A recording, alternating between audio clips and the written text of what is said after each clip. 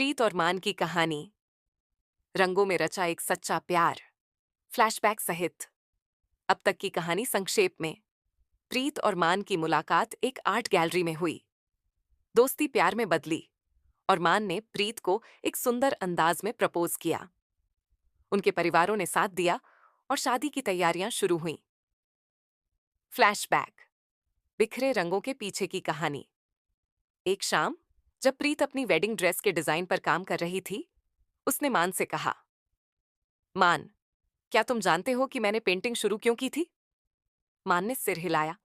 नहीं, लेकिन मैं जानना चाहूंगा। प्रीत की आंखें थोड़ी नम हो गईं।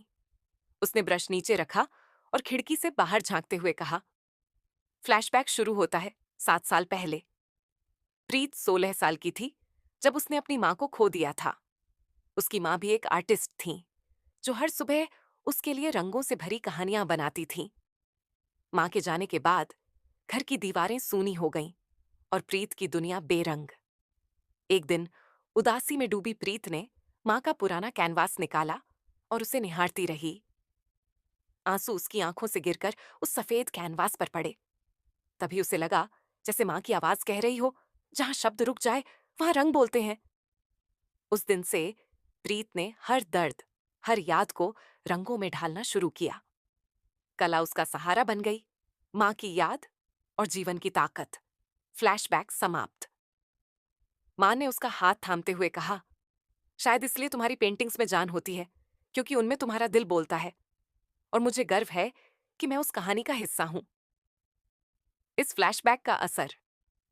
शादी की थीम अब सिर्फ रंगों तक सीमित नहीं थी। हर सजावट, हर फूल, हर पेंटिंग एक कहानी कहती थी।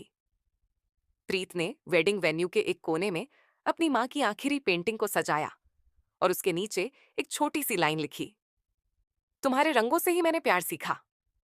समापन। अपडेटेड। अब उनकी प्रेम कहानी में सिर्फ प्यार नहीं, बल्कि एक अतीत की गहराई और हीलिंग का सफर भी जुड़ गया था। प्रीत और मान की कहानी यह सिखाती है कि सच्चा प्यार सिर्फ आज को नहीं, अतीत की दरारों को भी संवारता है।